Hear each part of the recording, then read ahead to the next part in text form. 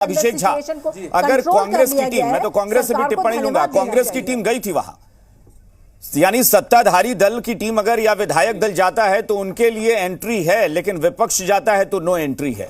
इसका मतलब कि आपने ये मान लिया और तय कर लिया कि बीजेपी ने ही यह हिंसा कराई, इसलिए इस जिले में बीजेपी की एंट्री या एआईएमआईएम की एंट्री बैन है। देखिए, हिंसा किसने करवाई नहीं करवाई, अनुसंधान के बाद सारे तथ्य आपके सामने चले आएंगे। मुझे सिर्फ 2 मिनट का वक्त दीजिएगा, मैं आपके सामने सारे तथ्य रख देता हूं। 2 तरह का विपक्ष हो सकता है। एक सकारात्मक विपक्ष जो ये इस जिम्मेदारी को समझे कि अगर सांप्रदायिक सौहार्द का वातावरण खराब होता है तो हर किसी को सहयोग देकर मिलकर इसको शांत करना चाहिए, ना कि आग भड़काना चाहिए। आप बीजेपी की टॉप लीडरशिप को देख लीजिए। अमित शाह जी आते हैं, एक बार भी शांति की अपील नहीं करते हैं, धैर्य बनाए रहने की अपील नहीं करते हैं। क्या क्या बातें कहते हैं, उल्टा लटका देंगे, टांग में अजीब अजीब तरह की बातें कहते हैं। आप लोगों ने नेता प्रतिपक्ष का कल का बयान चलाया है विजय सिन्हा जी का, किस तरह से कह रहे थे, मदरसों में सिर्फ आतंकवादी पढ़ते हैं, आतंकवादी पलते हैं। अरे भैया, केंद्र की सरकार से जो आप एड देते हैं, फाइनेंशियल एड, आपको नहीं पता है कि मदरसों को आप एड देते हैं। इनके नेता क्या बोलते हैं कि राम भक्तों पर हमला हुआ है। उसके बाद ये लोग खास धर्म विशेष को टारगेट करते हैं, एक धर्म को कल्पित बताते हैं, एक धर्म के लोगों को पीड़ित बताते हैं।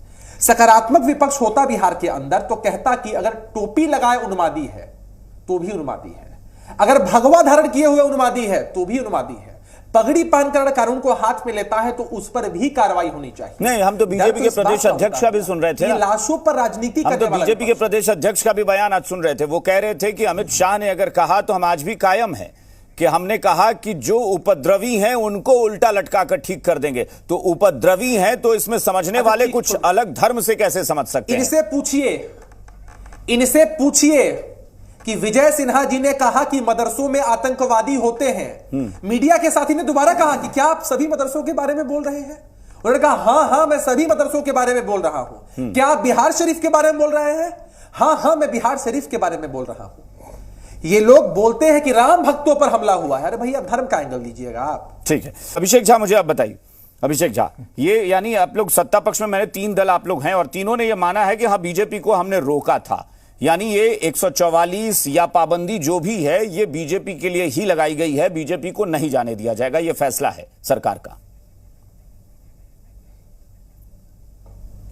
देखिए, हम लोग सरकार में शामिल दल हैं, हम लोग पार्टी के लोग हैं। सरकार या स्थानीय प्रशासन स्थितियों की समीक्षा करने के बाद कोई निर्णय लेता है।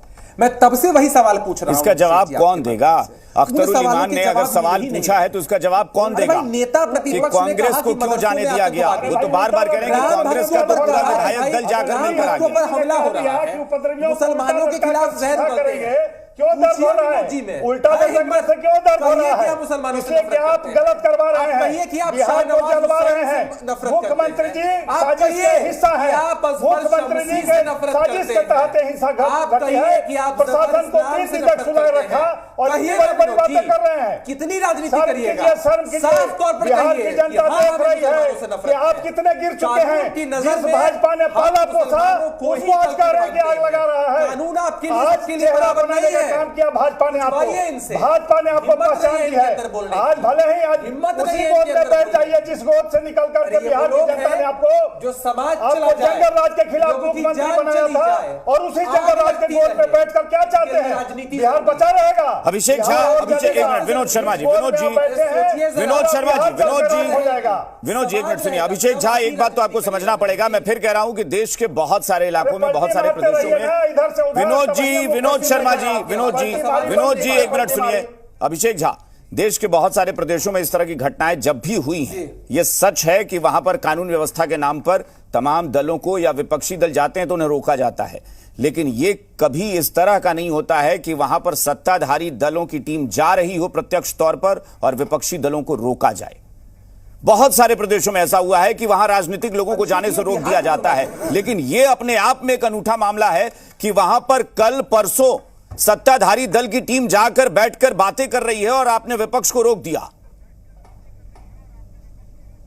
देखिए, आप समझिए, ये बिहार का दुर्भाग्य है कि बिहार के पास भाजपा के रूप में सहयोगी आ जाएगी, मुख्यमंत्री की कारगुजारियां सामने आ जाएगी जनता के सामने। आप सोचते हैं कि आप पगड़ी बांध करके जहर उगलेंगे, मुख्यमंत्री हिस्सा है उसके, साजिश के हिस्सा है माननीय मुख्यमंत्री पर नहीं होगा।